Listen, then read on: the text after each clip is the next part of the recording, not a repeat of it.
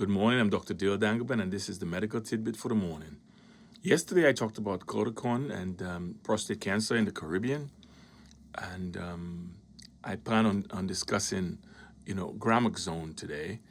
And someone asked about it, if it's the same. No, it's not the same. Gramoxone, which is paraquat, is the most widely used herbicide in the Caribbean. It still continue to be used, by the way, right? It's effective in terms of killing weeds fast, right? It works in any weather. It is cheaper, right? But behind that, it's a deadly chemical, right? It's deadly to the environment and human health, right? So, we have to understand these things because a lot of times things were given to us, oh, just put that on there, your yield will be better, this and that, and we didn't understand, right? And we're a small island, right, with a lot of water, right, and rivers, springs, and catchment areas leading to the ocean and the sea, and we never knew. As a matter of fact, some people still don't know the ramifications, of Gramoxone. Gramoxone it's sprayed liberally, right, on the bananas, even in gardens, right, and people are even using it around their vegetables now. And what they don't realize is that a small amount in the water supply destroys the health of that whole community. Gramoxone is highly water soluble, right? And because of the Caribbean steep terrain, especially places like Dominica, heavy rainfall, runs off into the river, the ravines, the springs, right? The coastal waters, and it lays there. And this creates dangerous exposures for children, farmers, and anyone really in that area that uses any of these natural water sources. That's why we really cannot underestimate the damage that's being done to the environment in Dominica right now. I know Gramoxone is being used, right? So the critical question, should really could be, should we be still be using Gramoxone, right? Because this affects every Dominican household. I'll say Dominican instead of Caribbean, right?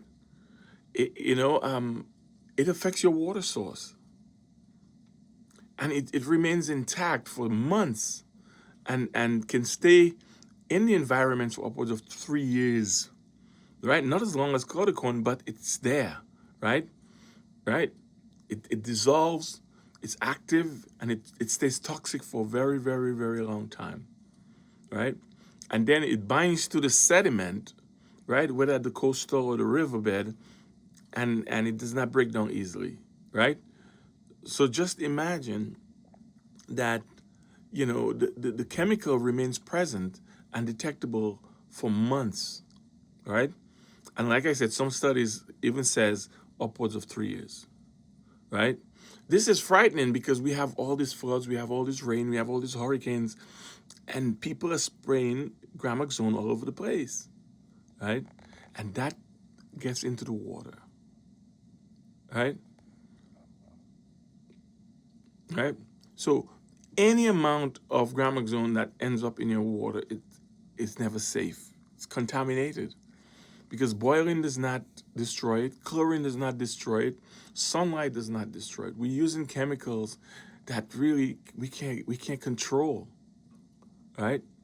We can't control. These things over time can lead to organ failure, right? Scarring in your lungs, right, from the inhalation, and ultimate death. And then a lot of people die, and we say, well, it's because of this and because of that, and we don't look at things, we don't analyze things like that, right?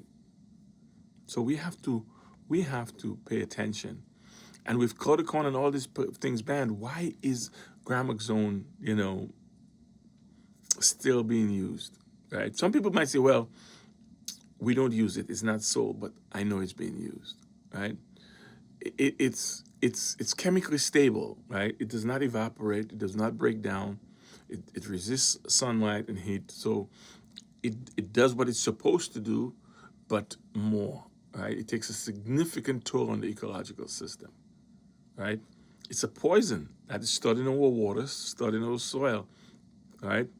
So again, we have to be cognizant of these things, right?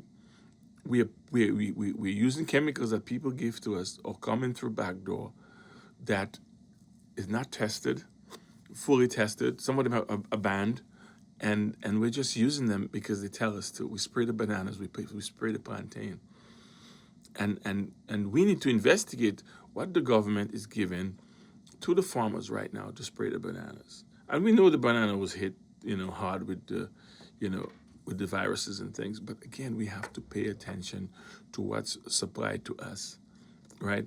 As a Caribbean nation, natural, right? Nature isle, and the implications this has on our agriculture, on our fisheries, and everything else, right? Right, the fish, right? We've seen a change in the fish pattern in some of the islands, right? But no one has the curiosity to say, well, why is this happening?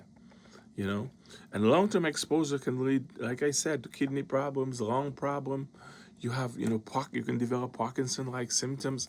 There's a lot of things with these chemicals that, because of naivety, that we continue to use, right? We need to respect the beautiful nature island that the Most High gave to us, and not destroy it, and pay attention, right? And appealing to the farmers, if you don't know, ask a question, right? Because these things are dangerous to the environment, dangerous to you, dangerous to your children, and your children's children. Right? I just wanted to put that piece out on Gramoxone. Have a great day, guys. Peace.